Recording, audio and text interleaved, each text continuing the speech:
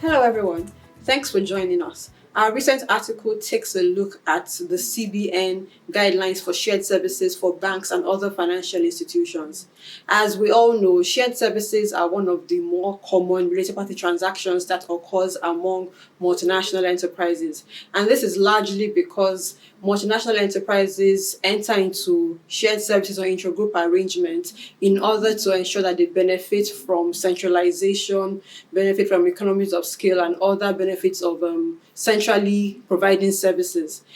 The CBN released the guidelines in May 2021 as part of efforts to provide uniform guidelines for the treatment of shared services among banks and other financial institutions.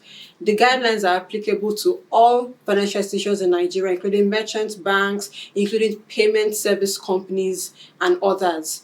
Now, what is included in these guidelines? The guidelines include various compliance obligations for financial institutions.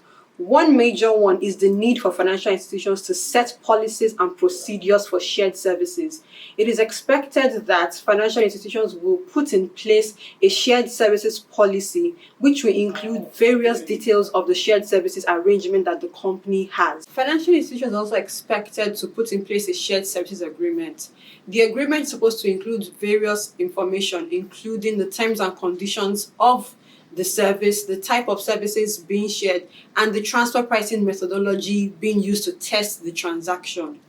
This brings us to a major part of the guidelines, the requirement for financial institutions to comply with the transfer pricing regulations. The shared service policy and agreement are meant to be in line with the provisions of the TP regulations in Nigeria. In addition to these compliance requirements, the financial institution is supposed to employ an independent consultant that is meant to annually review the shared services arrangements of the financial institution.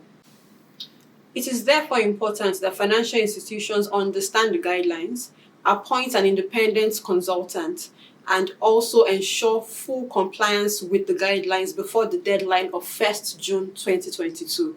To read more on this, please follow us on all our social media platforms. Thank you.